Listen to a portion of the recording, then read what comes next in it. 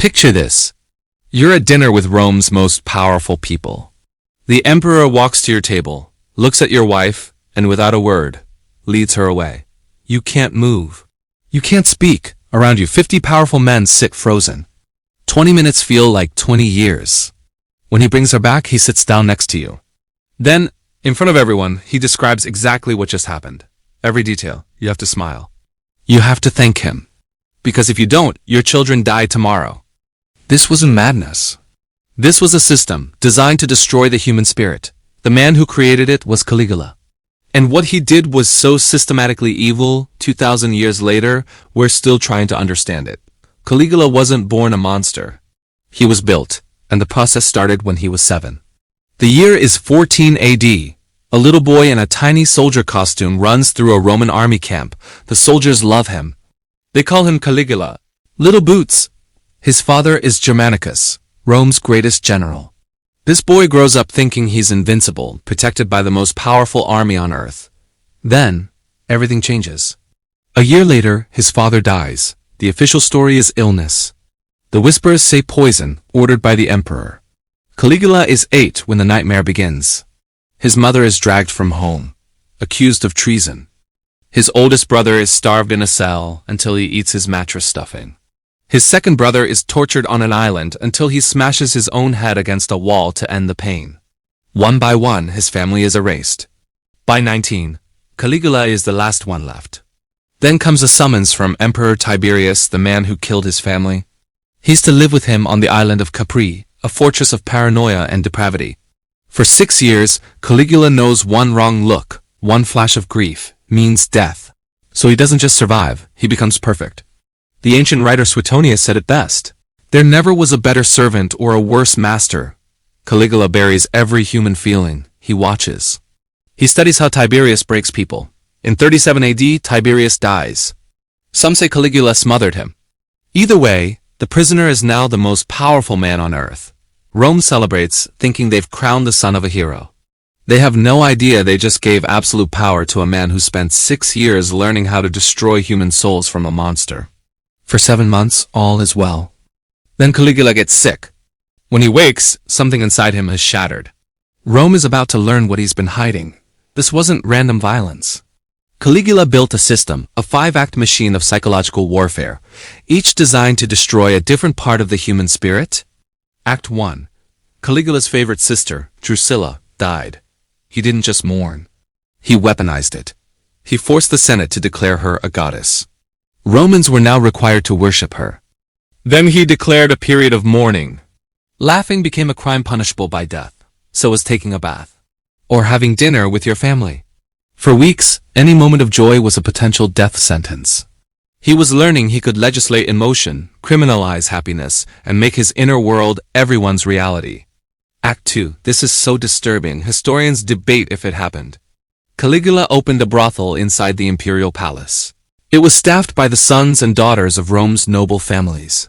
He had heralds go into the streets to announce the prices, with special rates for virgins from senatorial families. And the cruelest detail, he kept ledgers. Detailed records of names, dates, and transactions. The bureaucratic accounting of human degradation. He wasn't just taking their bodies. He was taking the one thing the aristocracy valued more than life, their family name. Act 3. Now you understand the opening scene. You're at an imperial dinner. Caligula stands. He walks slowly between the tables, inspecting the wives.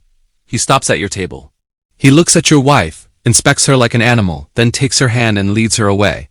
You sit there. Everyone pretends it isn't happening. Because if you object, you, your wife, and your children won't leave the room alive. He brings her back. She won't look at you. Then he sits down and, in front of everyone, begins to describe what just happened. In clinical, graphic detail, he rates her performance. He makes jokes.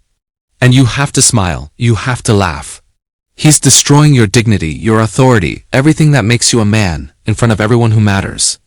This is the genius of the machine, making everyone a witness to everyone else's degradation. Act 4. Caligula realized there was a bond stronger than marriage he could exploit. The one between a parent and child. He began executing people for being annoying or boring. His new rule, if he was executing a man's son, the father had to watch. Up close. One historian records a father who was forced to watch his son die. Caligula then immediately had the man brought to the palace for dinner. That same night, the father sat at Caligula's table and Caligula just watched him, studying his face.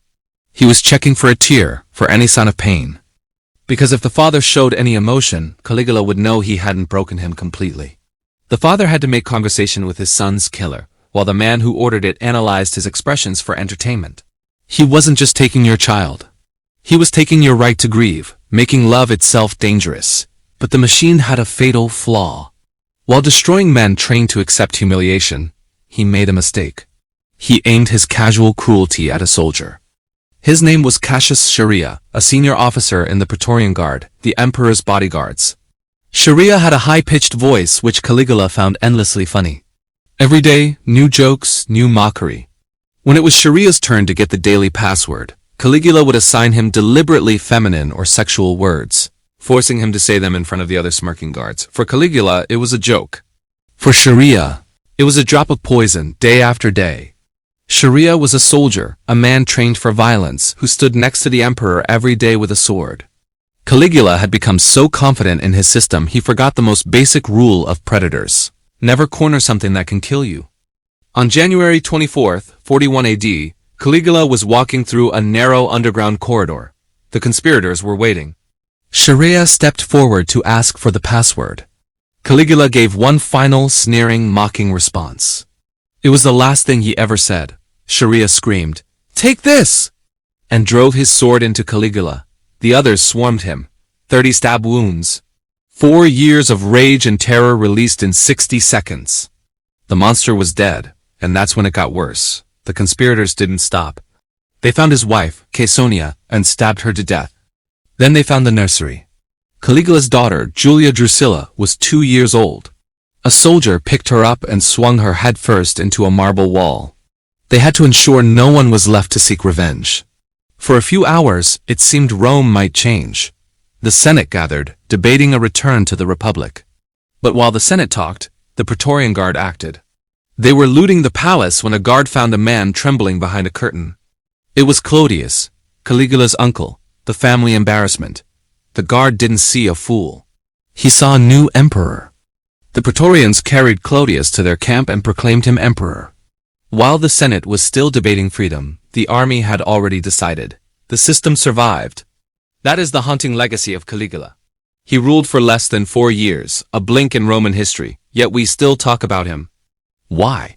Because Caligula proved that the entire machine of a state, its laws, its military, its bureaucracy, can be turned into an instrument of personal psychological warfare. He didn't work outside the system. He made the system his weapon. Every atrocity was technically legal because he was the law. When he died, the system didn't die with him. It just found a new operator.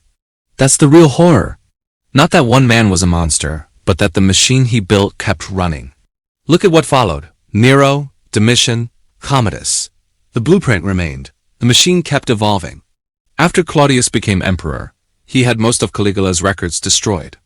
The histories we have were pieced together decades later from memories and rumors. This means the 5 acts, systematic terror. That's just what survived the purge. Imagine what was so disturbing that even an empire that crucified thousands decided it needed to be erased.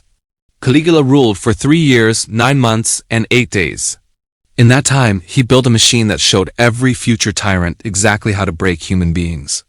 And the blueprint never disappeared.